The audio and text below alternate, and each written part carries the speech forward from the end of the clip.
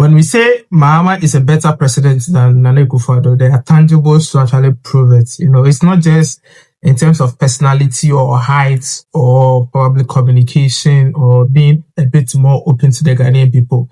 It's basically how Mahama is actually focused on protecting the public purse, right? So when I'm making comparisons not just based on the arrogance of the former president, but it's more about how the public purse was being utilized. Now, if you are trying to compare the convoys of the two presidents, there's a stark difference.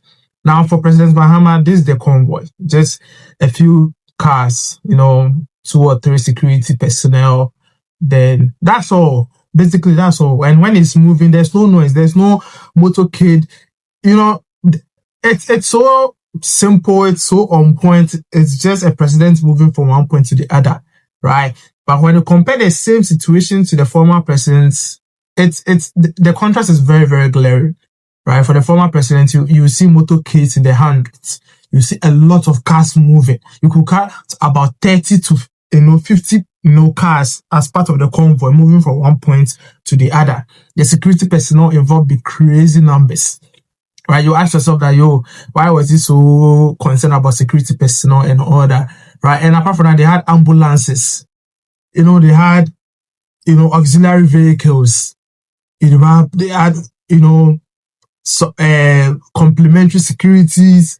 Bro, that was burning of fuel, serious fuel. This convoy that Mahama uses, he was using it before he became president. He was using this convoy before he became president. He was actually driving these cars before he became president. These are not cars actually financed by the state. These are cars financed by himself.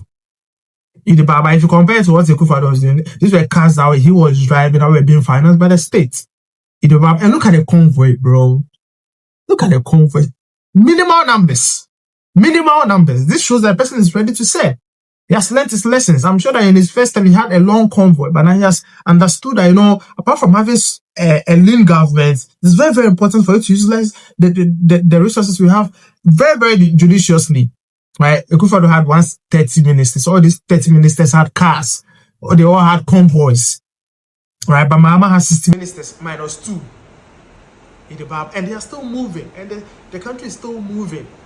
So these are some of the differences we are paying attention to.